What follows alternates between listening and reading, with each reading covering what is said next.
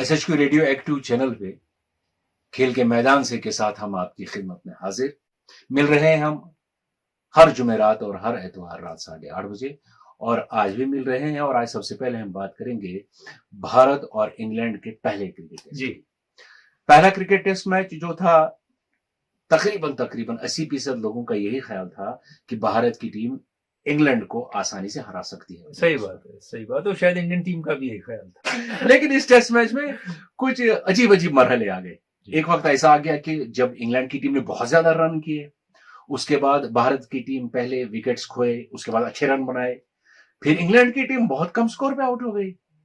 ऐसा लगा कि भारत देखिए, इस सारे चेंज में जो आप कह रहे हैं, इसमें सारे में अपर हैंड इंग्लैंड का ही था। जी, वो जल्दी आउट हो गए क्योंकि वो डिक्लेयर करना चाहते थे। हालांकि वहां रूट ने ब्लंडर्स पे ब्लंडर्स किए, लेकिन अब मैच जीत गए तो हम कहेंगे रूट ने बड़ी अच्छी क्रमशिप की। चाहे बॉलिंग चेंजेस हो, चाहे चौथे दिन शाम की बैटिंग हो, या पांचवें दिन सुबह की बॉलिंग हो, फिर चौथे दिन सुबह की बॉलिंग हो जब खुद बॉलिंग करने आउट हो आगे 9 आउट होने के बाद रूट। जी, लेकिन ये सारा धुल जाता है विक्ट्री से। अब हम कहते हैं रूट की बेमिसाल कैप्टनशिप रही। रूट ने, रशीद इससे पहले कि हम और बात करेंगे, जो मैंने महसूस किया, उसने कहा इंडिया को अगर हारना चाहते हो हार जाओ, मैं तो जीतने की कोशिश नहीं करूंगा। और इंडिया ने कहा मारने को तैयार है। बस ये तो ये बस कहते हैं ना कि एक जुमले में आपने सारी कहानी बता दी। जिस तरह से हमने ऑस्ट्रेलिया में देखी, कहानी दूसरी थी। भारत जीतने के लिए उतरे, बिल्कुल भारत की पूरी टीम उतरी थी जीतने के लिए। यहाँ पे उन्होंने कहा कि हमें जीतना नहीं है। देखिए, जैसे बॉलिंग चेंजेस करता रहा, जैसे रूट ने बहुत टाइम लगाया डिक्लेयर करने में, अब हम कहेंगे सब गलत साबित हुआ। गलत साबित नहीं हुआ, रूट का माइंडसेट ऐसा ही है। रूट अल्ट्रा डिफेंसिव कैप्टन है। वो बॉलिंग करने उतरे सेकंड इनिंग में रूट, और थोड़ी देर के बाद एक स्लिप्स और एक गली, उसके बाद सिर्फ एक स्लिप्स, नो शॉट लेग। वो क्या मैच बचा रहे थे, कुछ नहीं। अच्छा, मुझे एक बात बताइए, वो एंडरसन ने जो काम कर दिया ना, उससे मैच बदल गया। एक बात बताइए, जब टॉस जीता रूट ने तो उन्होंने बैटिंग चूज की। वो तो करनी है इंडिया ने। अच्छा, जो टॉस जीतेगा वो बैटिंग करेगा, क्योंकि खतरा है कि बाद में स्पिन लेगा विकेट। और स्पिन ली, कोई तूफानी स्पिन नहीं हो रही थी जो इंडिया के वो विकेट होते हैं ना, वो सैंडी, वो भी विकेट नहीं था। भारत के जो बॉलर्स थे उनसे जो एक्सपेक्टेशंस थी, क्या वो पूरे उतरे उन एक्सपेक्टेशंस पे? एक तो इंग्लैंड को क्रेडिट दीजिए, खासकर रूट को। जीत रूट के इर्द गिर्द है, उनकी बैटिंग के इर्द। बाकियों ने बीच में सिबली ने रन बनाए, किसी ने 50, किसी ने 60, लेकिन रूट की जो बैटिंग रही इंडिया के लिए, कोई आंसर नहीं था इंडिया के पास रूट का, पहली बात। दूसरी बात, फास्ट बॉलर्स मिस हैंडल किया कोहली ने। जी, बिल्कुल सही। और सेकंड न्यू बॉल डिले कर दी, फिर न्यू बॉल डिले कर दी, और उसके बाद किसको बॉलिंग कराने लाया वो मिस हैंडल किया कोहली ने। फिर शहबाज नदीम को आपने जब यूज करना था नहीं किया, पहले समझा कि सिर्फ अश्विनी बॉलिंग करेंगे। वाशिंगटन सुंदर एज बॉलर खेलते हैं, जो बैटिंग भी करते हैं अच्छी, लेकिन आपने उनको एज बैट्समैन मान लिया, वो बॉलिंग देते नहीं है उनको। हाँ, वो अश्विन के कैलिबर के भी नहीं हो सकते, यंग है, लेकिन आपने यूज ही नहीं किया, आपको आया ही नहीं। फिर कोहली की फील्ड प्लेसिंग, ऐसा तो नहीं था कि कहीं ईशांत शर्मा की जगह सिराज को खिलाना था? नहीं, मेरे ख्याल में Ishant Sharma has to be first choice, इसमें कोई हो नहीं सकता। और बहुत अच्छी बॉलिंग, बहुत अच्छी बॉलिंग थी, इसमें कोई 300 विकेट भी अपने कर लिए मुकम्मल, उसमें कोई शक ही नहीं। तो इसीलिए ईशांत शर्मा ने खेलना ही खेलना है। लेकिन फिर पंत के ब्लंडर्स भी रहे, कैच छोड़े, स्टंप छोड़े, लेकिन 91 रन बनाए। अब आप ये सोचिए, उन स्टंप और कैचों से क्या फर्क पड़ा होगा। 91 रन काम आए कि वो कैच छोड़ने काम आए। तो इंडियन टीम में बड़े इश्यूज हैं। आप वाशिंगटन सुंदर को इसलिए खिलाते हैं कि वो रन बनाएंगे, विकेट कौन लेगा उनके बदले। पंत को इसलिए खिलाते हैं कि वो अच्छे बैट्समैन है, नो डाउट अबाउट इट, तो उनके बदले कैच कौन पकड़ेगा। तो ये मसले हो जाते हैं। बिल्कुल सही। और एक और चीज रशीद जो इस मैच में थी बड़ी अहम, इंडियन टीम को एक्सपेक्ट करती थी कि वो नॉर्मल इंडियन विकेट होगा, जो पहले दिन से गस्ट टर्न होगा, वो नहीं हुआ, बिल्कुल नहीं हुआ। और दूसरी बात ये कि जो इंग्लैंड के स्पिनर थे, एक इनिंग में बेस्ट चला, एक में लीच चले, दोनों ने खासे विकेट लिए। तो इसका मतलब है उन्हें प्रेशर में रखा इंडिया को, और इंडिया की टीम लास्ट में समझ नहीं पाई कि हमें क्या करना है। हालांकि ऐसा लग रहा था कि भारत की टीम में कैपेसिटी है मैच जीतने की। देखिए, जहां आपने कहा कैपेसिटी है जीतने की, वो रूट समझ रहे थे। रूट डिक्लेयर करने से घबरा रहे थे, वो सोचते थे हम हार सकते, जबकि मुझे नहीं लगता था इस विकेट पे 5वें दिन 387 रन बन सकते थे। मुझे नहीं लगा कैपेसिटी टू विन है इस विकेट पे इंग्लैंड के साथ। ये ऑस्ट्रेलिया नहीं है। हमने याद है पहले दिन मैंने कहा था ये मोर प्रोफेशनल साइड है, बेटर प्रिपेयर्ड साइड है, और बेटर क्वालिटी साइड है ऑस्ट्रेलिया से। तो देयर में बी सरप्राइजेस फॉर इंडिया। तो सरप्राइज आ गए इंडिया के लिए। तो अभी देखो अगले टेस्ट का सोचना है कि क्या करेंगे, और इंग्लैंड को भी थोड़ा सोचना है, बर्न्स का फॉर्म नहीं चल रहा है अच्छा। उसकी बात हम क्या करेंगे, लेकिन पहले हम आएंगे वादी की जानिब। और वादी में आप सबको पता है कि यहाँ पर बैट इंडस्ट्री जबरदस्त मानी जाती है, यहाँ के बैट्स अच्छे माने जाते हैं, यहाँ का विलो जबरदस्त है। विलो ही अच्छा है, बैट तो इतने अच्छे नहीं। और जो बैट बनाते हैं कारखानेदार जो हैं, जो कारीगर हैं, वो अच्छी हालत में भी नहीं है। फारूक मलिक ने बात की थी एक बार, हमने आपके सामने ये रखा था। अब देखिए ना, नई इंडस्ट्रियल पॉलिसी भी आ रही है, हम फिर लोगों को जगाना चाहेंगे, बताना चाहिए कि बैट इंडस्ट्री की तरफ ध्यान दें। वो फैसिलिटेशन सेंटर बनाते हैं जो चलते ही नहीं है, कुछ कार्रवाई हो इस मामले में। कुछ बैट बनाने वालों के साथ फारूक मलिक ने बात की थी। खेल के मैदान से की टीम संगम बिजबिहारा से आपसे मुखातिब है। हम एक ऐसे एरिया से इस वक्त बोल रहे हैं जहां लोग बैट बनाते हैं, बैट का कारोबार करते हैं। शायद जम्मू कश्मीर के हर एक कोने में इनका बैट जाता है, बल्कि यूं कहिएगा कि मुल्क के मुख्तलिफ हिस्सों में इनके बैट भेजे जाते हैं। आज इनसे जानने की कोशिश करेंगे कि क्या मसाइल है इनके। मुख्तार साहब, कब से आप ये काम कर रहे हैं? हम 1997 से कर रहे हैं। मेरे 20 साल से आप ये काम कर रहे हैं। कैसा चल रहा है आपका कारोबार? आज तक समझो पिछले साल तक अच्छा चल रहा है जी। सिर्फ जो बाढ़ आया था 14 में, 14 में जब बाढ़ आया था तब थोड़ा काम हमारा सा खराब हो गया यहाँ बाढ़ की वजह से। उसके बाद फिर चलने लगा था काम चलने के बाद 370 जब तोड़ दिया, फिर पंछी लगा दिए यहाँ हर जगह, तो हमारा काम बंद। लोकल में कोई लड़का आज आता है, क्योंकि हमारा बैट जो बनता है ये बहुत अच्छा बनता है, अच्छी क्वालिटी का बैट बन जाता है जी। इसलिए किस हमारे क्वालिटी के पास बैट बनाते हैं आप? कहाँ कहाँ जाता है आपका बैट? हमारा पूरे इंडिया में जाता है बैट जी। समझो पूरे इंडिया में जाता है। यही लेकिन बनाते हैं आज कश्मीर में पूरे बैट इंडिया बनाते में हैं, नहीं। मुल्क में बेचते हैं। हाँ सर जी। लेकिन पूरे आपने पहले कहा कि 2014 का सैलाब आया, उसके बाद आपने ये कहा कि 370। 2014 से 370 जब 5 अगस्त 2019 को जब तोड़ा गया, तब तक ऐसा काम था? तब तक अच्छा काम, अच्छा चल रहा था, हमारा रोजगार अच्छा चल रहा था। आपके यहाँ जो भी कारोबार करते हैं जितने भी लोग, शायद मैं देख रहा हूँ यहाँ बाहर के मिस्त्री भी है। यहाँ बाहर के मिस्त्री भी है, लोकल मिस्त्री भी है जी। ये मेरठ से भी आते हैं, जालंधर से भी आते हैं, जम्मू से भी आते हैं, और यहाँ खासकर कश्मीर के भी है लेबर।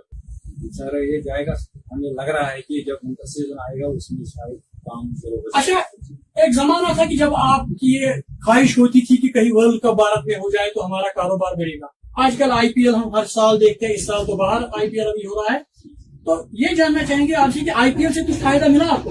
आईपीएल से फायदा मिल जाता है जब ये इंडिया में हो जाता है। अब ये बाहर हो गया, शायद इस साल ये अरब इमारत में हो जाएगा, उससे हमारा कोई फर्क नहीं पड़ेगा, कोई काम में फर्क नहीं पड़ेगा जी।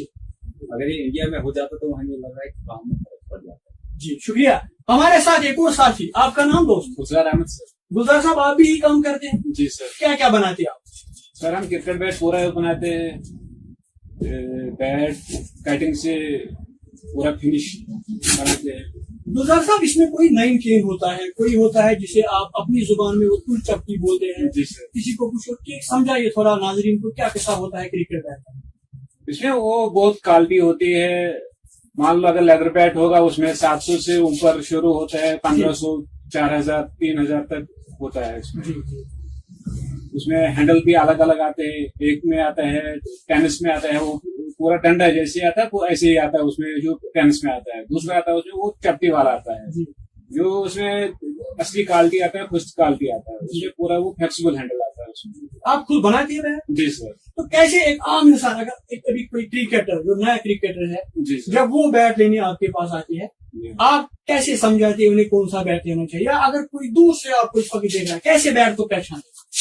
वो ऐसे बोलता है, वो पूरा ऐसे बैट होना चाहिए जिसमें पूरा लाइंस है, उसमें पूरा स्ट्रोक जो बैट देगा, उसमें पहले वो चेक करता है, बाल से चेक करता है। आप अगर बोल के हम चेक करके दिखाई देंगे वो कैसे दिखाई सर, वो ऐसे चेक करते हैं बैट के स्ट्रोक कैसे है, ये देखो।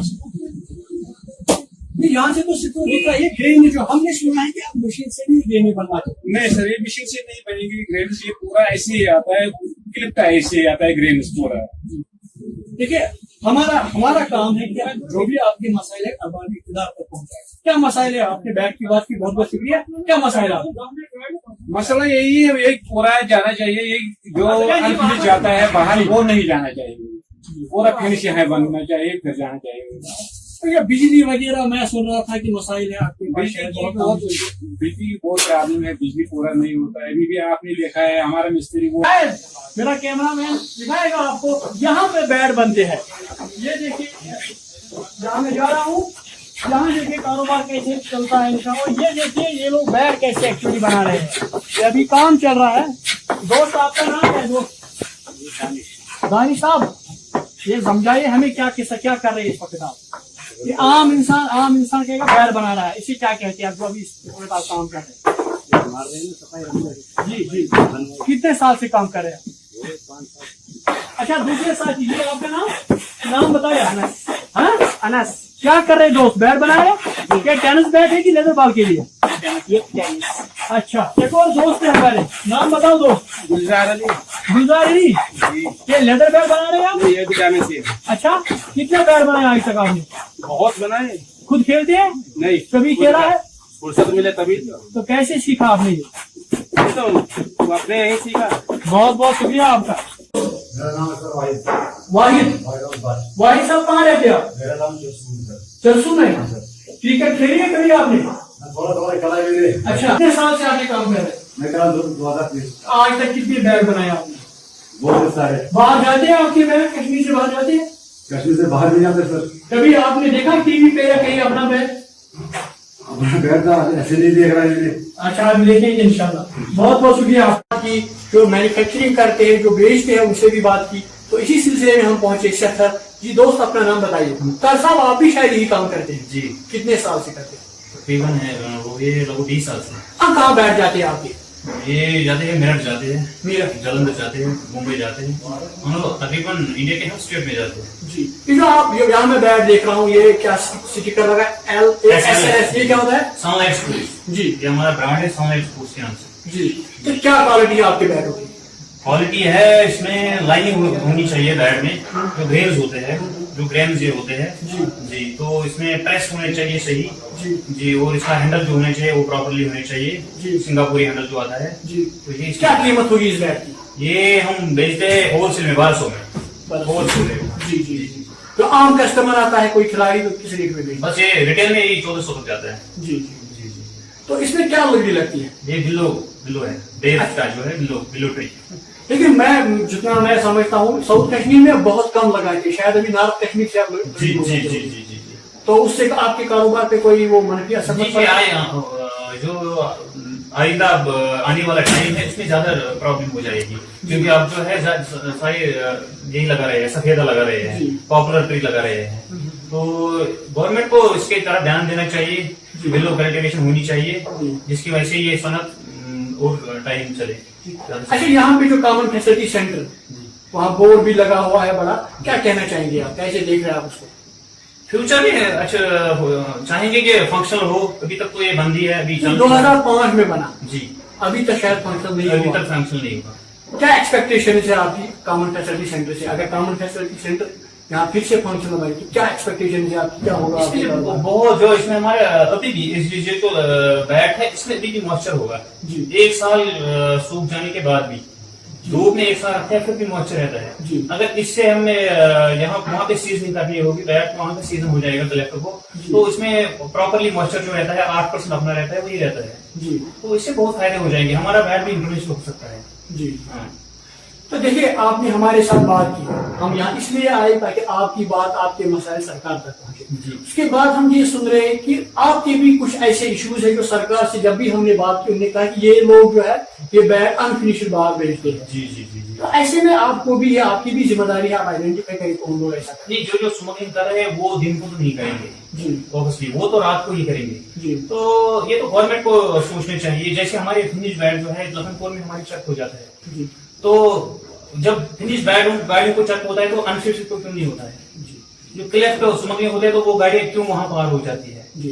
इसको गवर्नमेंट को भी देखना चाहिए जी कि कहाँ पे हमारे उनकी भी गलती है, कहाँ पे उनके भी उनको ध्यान देना चाहिए।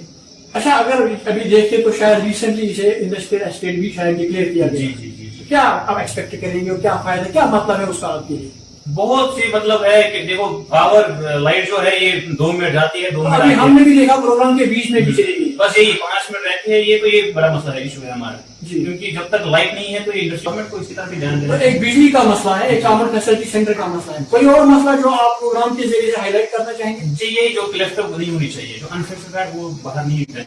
इससे पहले कि हम बाकी बातें करें और कुछ सवालात भी हैं, लेकिन मैं पहले टेस्ट की तरफ से जाऊँ। जी एंडरसन ने जबरदस्त बॉलिंग की बिल्कुल और इंग्लैंड के स्पिनर्स ने जबरदस्त बॉलिंग की, बिल्कुल सही।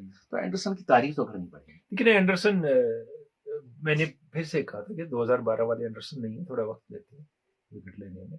लेकिन ये भी कहा था कि बॉल स्विंग होने लगी तो उनको खेलना मुश्किल है। क्या बॉलिंग की है, उन्हें गेम चेंजर वही है और उनको इनाम भी मिला गेम चेंजर का। सही। जो उन्हें 3 विकेट लिए ना सक्सेशन में हम्म, 5वें दिन, उससे काया पलट हो गई मैच की, मैच ही बदल गया। क्या मूवमेंट है उनकी बॉल में आज भी। तो इसीलिए एक तो फिटनेस बहुत ज्यादा है एंडरसन की, फिर मूवमेंट है, और अब वो पहले भी बातें करवाते थे बॉल से, अब वो जानते हैं किस मौके पे क्या करना है। और थोड़ा डिले हो गया उनको बॉलिंग में लाना मॉर्निंग में, क्योंकि वो आर्चर पे बड़ा डिपेंड करते हैं। आर्चर के बारे में मेरी राय है, मच एडो अबाउट नथिंग अंग्रेजी में कहते हैं।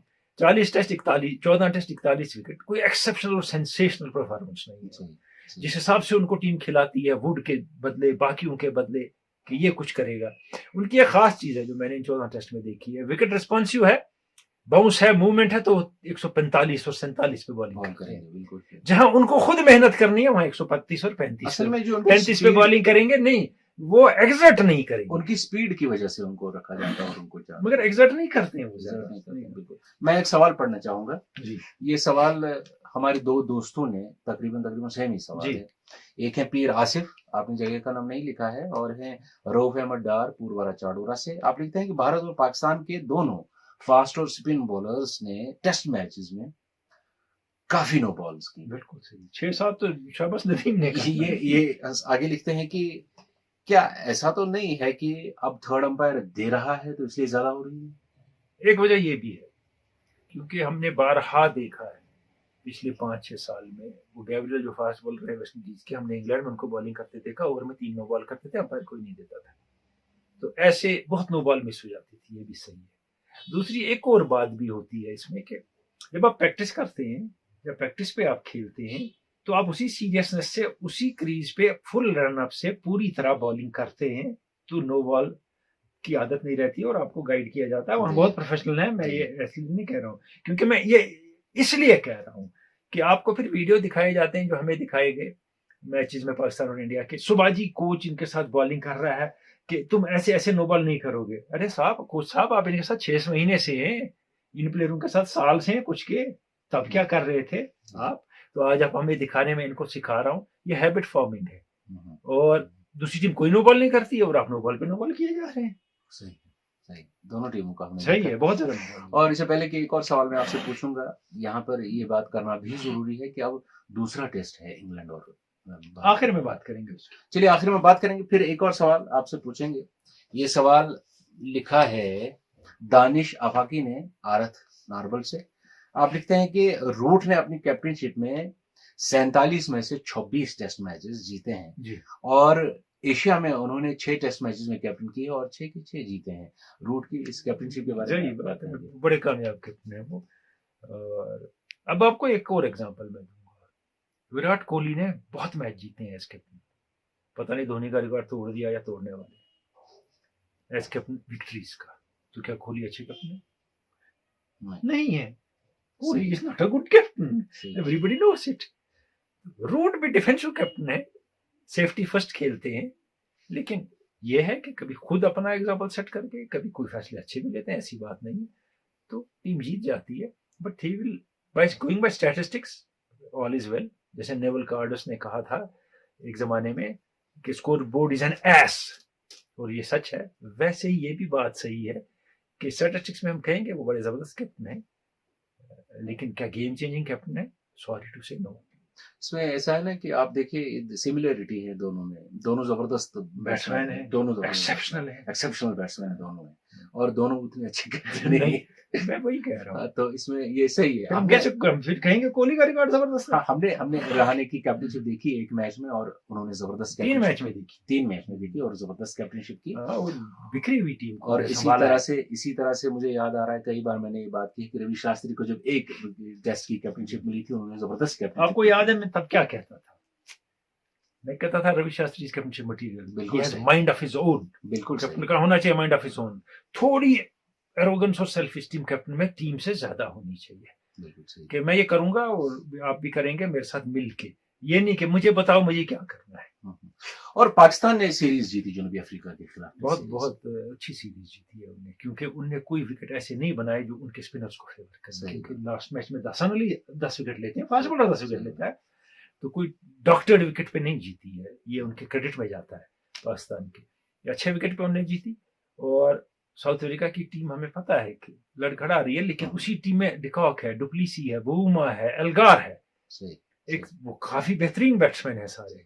और एनगिडी खेल रहा है, अब महाराज खेल रहा है, रबाडा खेल रहा है। उसके बाद सीरीज जीतते हैं। अच्छी परफॉर्मेंस है पाकिस्तान की, और खासकर लेट मिडिल ऑर्डर ने उनको सीरीज जिता दी। बिल्कुल सही। और इसकी जरूरत थी। फहीम अशरफ और वो बिल्कुल। रिजवान और बाकी और वो वगैरह। इसमें रिजवान ने एक चीज कही बड़ी अच्छी के कही थी कभी के लेट पीछे मैं 6-7 पे आता हूँ तो फिर मैं आके खेल लेता था, तो मुझे असद शफीक ने एक दिन कहा कि मैंने सारी लाइफ गुजारी है टेल के साथ खेल के, इसके साथ अलग तरीके से खेलना होता है।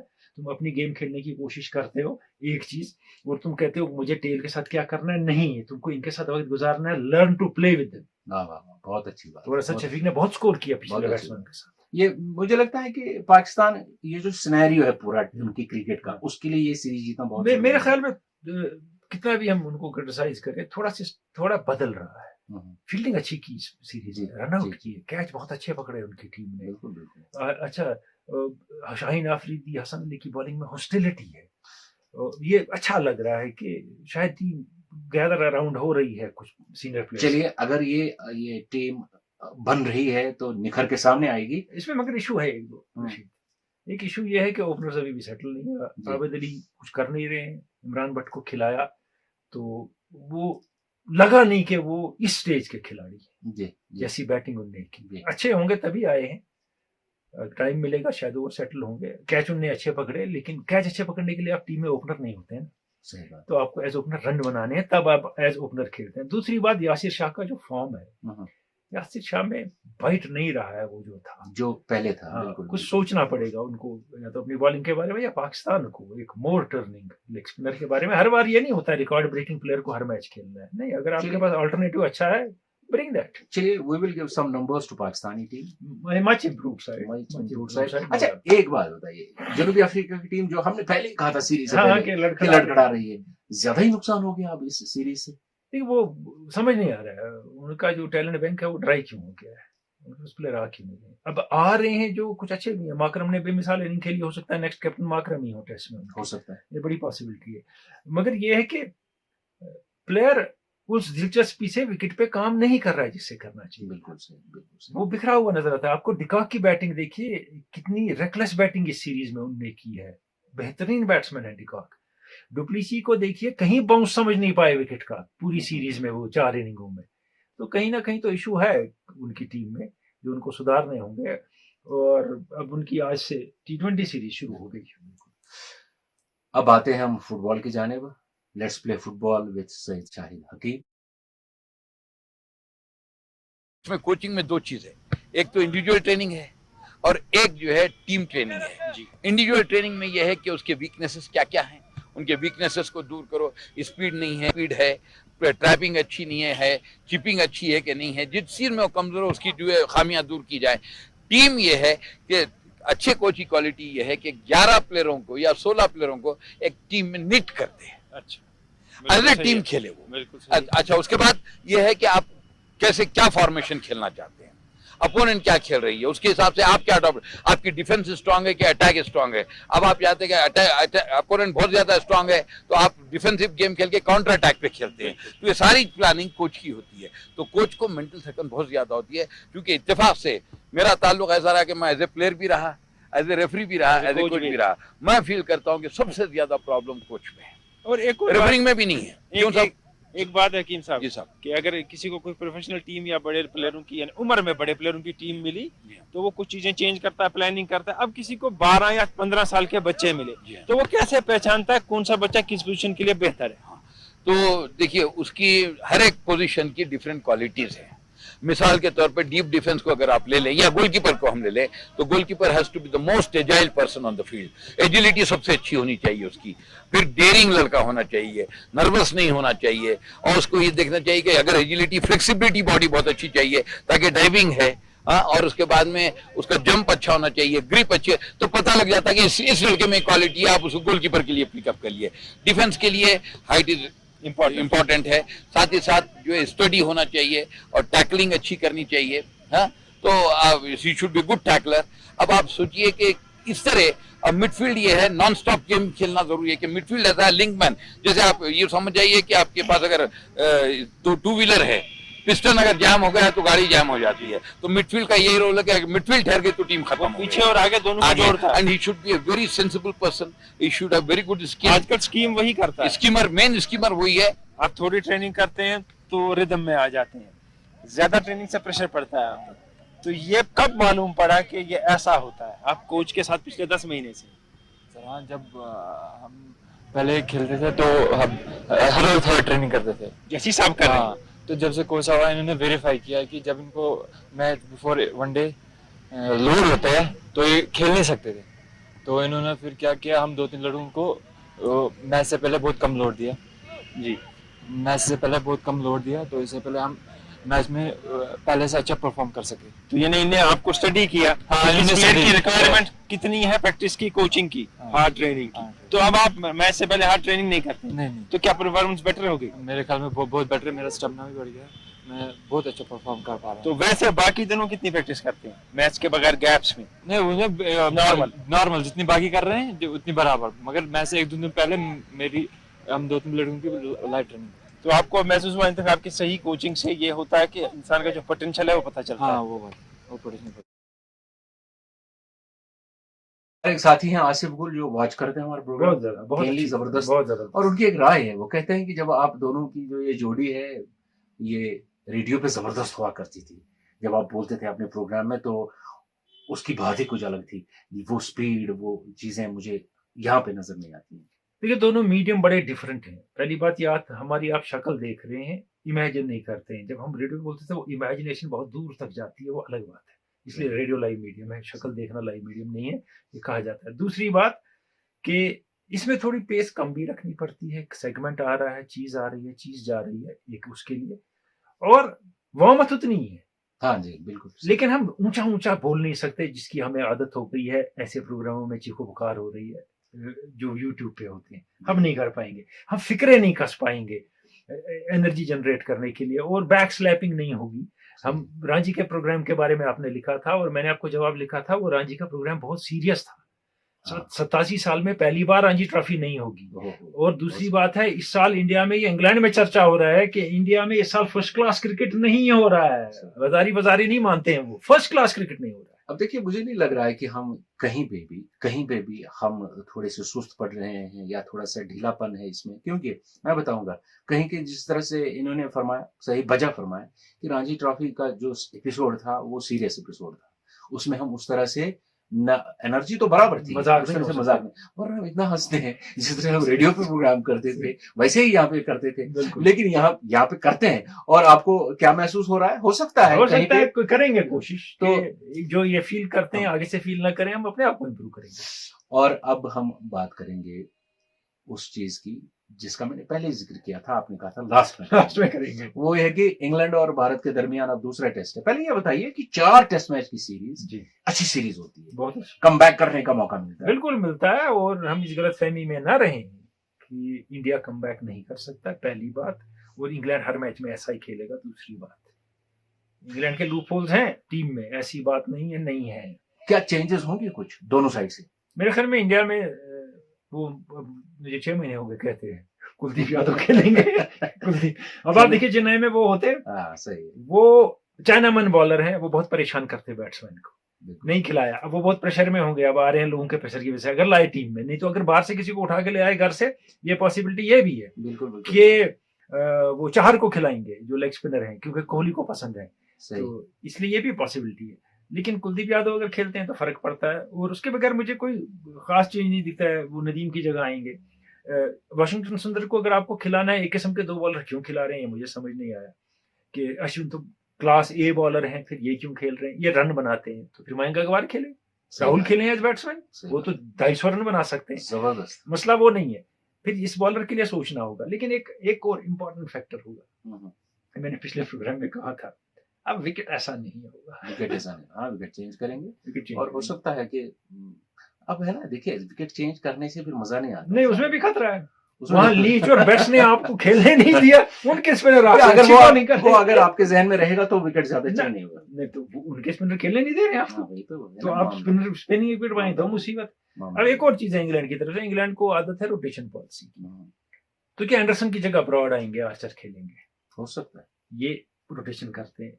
लेकिन इस वक्त क्योंकि वो सीरीज में एक मैच जीत चुके हैं, अपर हैंड है, अपने नंबर 1 बॉलर को ड्रॉप ना करें, आर्चर की जगह ब्रॉड को खिलाएं, क्योंकि दोनों थ्रेटनिंग है, ब्रॉड भी बड़े खतरनाक है और एंडरसन भी, और एंडरसन के प्रेशर में है इंडिया लास्ट टेस्ट में, तो should not be dropped, Archer can be dropped, क्योंकि आर्चर कुछ खास कर नहीं रहे हैं। तो इसी बात पर लेते हैं आज के प्रोग्राम से इजाजत, मिलते हैं हम संडे को यानी इतवार को, इस वक्त दीजिए इजाजत, खुदा खुदा हाफिज। हाफिज।